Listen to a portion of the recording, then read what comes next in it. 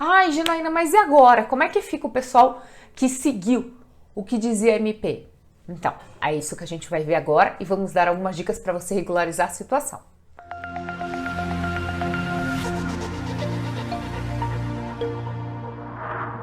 Olá, profissionais de SMS! Como você sabe, eu sou a Jana e faço parte do Grupo Share. Todas as quartas-feiras nós temos vídeos, então informativos sobre a parte de SMS.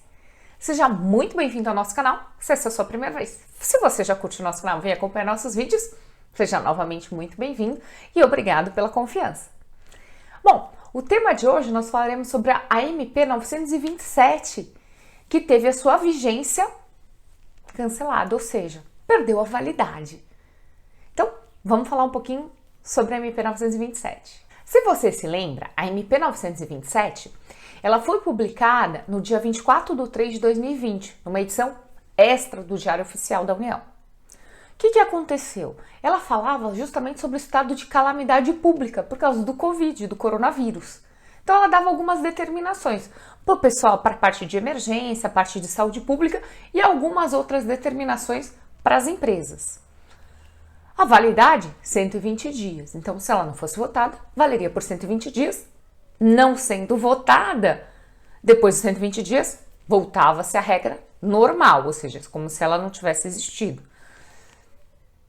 Mas até quando dava essa data? Até dia 19/7/2020, ou seja, até o mês de julho. E o que aconteceu? Realmente não passou por votação, então perdeu a validade. Ai, Janaína, mas e agora? Como é que fica o pessoal que seguiu o que dizia a MP? Então, é isso que a gente vai ver agora e vamos dar algumas dicas para você regularizar a situação. Então, falando um pouquinho sobre o teletrabalho, como é que ficou a questão do teletrabalho? Então, o teletrabalho na MP, né, que teve a vigência encerrada, então o que dizia o texto da MP? Dizia assim que independentemente da existência de acordos individuais ou não, coletivos ou não, podia se fazer o teletrabalho qualquer colaborador. Com o encerramento da vigência dessa MP, ou seja, como perdeu a validade, a MP 927, volta-se à regra anterior. O que é a regra anterior? Já existia a questão do teletrabalho na CLT. Então, na CLT sempre teve a questão do teletrabalho. Então, como está descrito na CLT, você volta a seguir o que diz a CLT. Só que a CLT ela tem um pouquinho de diferença do que está na MP 927. Por quê? Porque na CLT fala que você tem que ter a anuência do colaborador, ou seja, a anuência do empregado, você tem que registrar isso, né, no contrato de trabalho dele, dizendo que ele está mudando de uma jornada, né, presencial para uma jornada de teletrabalho, ou seja, um home office, por exemplo. Então, o que você tem que fazer agora para regularizar a situação? Aquele pessoal que trabalhava presencialmente, pega a anuência do colaborador, ou seja, numa declaração, num termo, e altera o contrato dele de trabalho, ou seja, aquele contrato que ele assinou quando ele entrou na empresa, faz um aditivo naquele contrato, assina, registra em carteira aí, maravilha, ou seja, regularizou a situação do teletrabalho daquele colaborador que era presencial e passou a ser home office, e ainda deve estar home office porque a gente ainda está no estado de pandemia. Mas como a MP perdeu a validade, você tem que seguir a norma vigente, que é o que rege a CLT, ok? Vamos lá para o segundo, que são os exames ocupacionais. Essa muita gente ficou com dúvida, né, do que fazer. Então, os exames ocupacionais com a MP 927, o que rezava? Falava que você podia suspender os exames, então o exame admissional, o exame periódico e complementares. Por quê? Porque, claro, não podia expor as pessoas, né, indo na clínica e tudo e tendo aquele contato. E também continuava valendo o exame obrigatório demissional, exceto se o colaborador tivesse feito exames há menos de 180 dias. Então, isso era o que a MP 927 dizia. Com, né, o cancelamento, ou seja, foi encerrada a vigência dessa MP, como é que ficou a situação agora? Então, tem que fazer os exames conforme a NR7, ou seja, o PCMSO da empresa. Tudo, Janaína, tudo. Exames clínicos, então, admissional, periódico, complementares e demissionais. E o que eu faço com esse pessoal que venceu o exame na pandemia? Então, relaciona todas essas pessoas, então, relaciona todo mundo que venceu os exames periódicos ou que ia fazer exame admissional e entrou na empresa, né, e não fez o admissional, relaciona todo esse pessoal, não fez complementares também, e envia para a clínica para que a pessoa possa fazer os exames. Pronto. Levou para a clínica, a pessoa fez os exames? Maravilha. Coloca o resultado dos exames no prontuário médico do colaborador e deixa o médico do trabalho fazer a análise dele.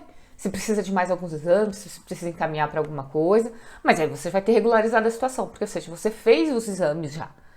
E claro, deixa anotado que aquele pessoal que não fez os exames anteriormente, ou seja, que fez com esse atraso, né, entre aspas, estava coberto pela MP 927, que deixava que esses colaboradores não fizessem durante o estado de calamidade. Então, só deixa anotado na sua relação aí, para que você não tenha uma não conformidade, caso você tenha uma auditoria, ou que esse histórico não se perda. Não tem uma perda desse histórico, tá bom? Agora vamos falar sobre outro assunto. Vamos falar sobre treinamento. Essa foi boa, a parte de treinamento. Então, os treinamentos, eles ficaram suspensos, porque você não podia aglomerar pessoas. Então, os treinamentos periódicos e eventuais dos atuais empregados ficou suspenso, pelo menos aqueles que constavam em NRs. Porque você não podia aglomerar gente. Natural, para evitar contaminação. O que volta a valer a regra? Ou seja, tem que realizar os treinamentos conforme as NRs agora. E as NRs têm treinamento teórico e treinamento prático. E tem que respeitar a validade. Por exemplo, tem treinamento que é a cada 2 anos, tem treinamento que é anual. Então, tem que respeitar a validade e tem que fazer o teórico e o prático.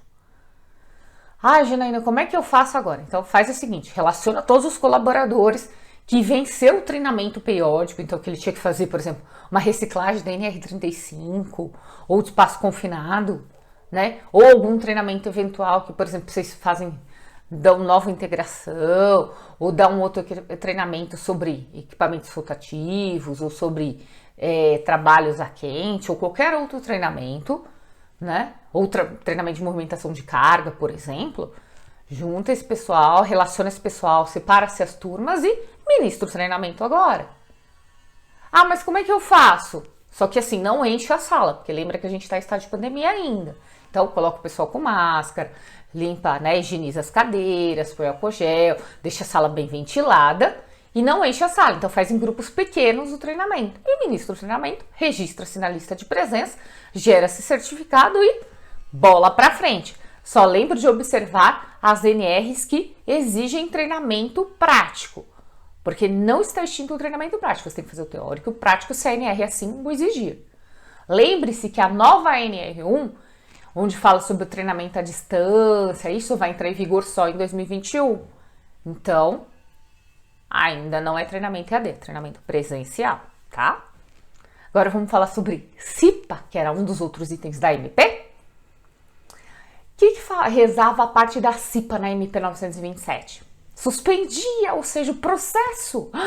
Verdade. Então, aquela CIPA que ia terminar o mandato, você podia estender o mandato dela até o final da pandemia. Só que como a MP perdeu a validade, volta a seu estágio anterior, ou seja, tem que respeitar a NR5. Se você trabalha com construção civil e montagem, NR5 e NR18, que NR18 ainda tem um pedaço sobre a CIPA. O que eu faço, Janaína? Se estava finalizando o mandato daquela gestão, você abre um novo processo e respeita as datas da gestão atual, tá? Então, pega-se o calendário e monta o calendário. Monta um novo calendário do processo eleitoral e aí abre inscrição, todo o processo de divulgação do calendário, processo de inscrição, segue tudo que reza a NR, ou seja, como se a sua CIPA tivesse começando um processo novo, ou seja, estivesse começando um processo agora, se estivesse fazendo a primeira CIPA, um processo novo, entendeu? Então aí você marca, estabelece a data, fala, opa, vamos fazer o seguinte, daqui para frente a gente vai começar o processo de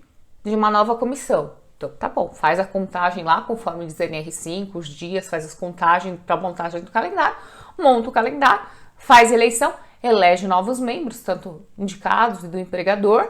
Então, indicados, que são os do empregador, os eleitos, que são dos empregados, e bola para frente. Registra tudo direitinho, as cédulas, guarda, abre formação de comissão para nova gestão, todo o processo como REVS-NR, não mudou nada. Então, e aí, lembre-se que quando formar a comissão, registra na ata que a CIPA anterior teve a sua gestão estendida por causa da pandemia.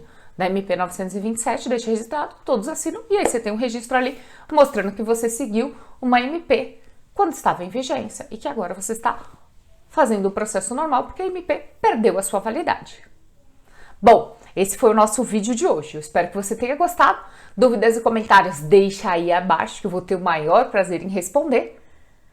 Se você gostou do vídeo, dá aquele like para dar uma força para o nosso canal. Se você tem sugestões de novos assuntos, novos temas para vídeos, não tem problema. Deixa aí abaixo que eu terei o maior prazer em deixar aqui anotado para a gente poder fazer um vídeo bem legal para você e esclarecer as suas dúvidas. Grupo Share, compartilhando conhecimento com você.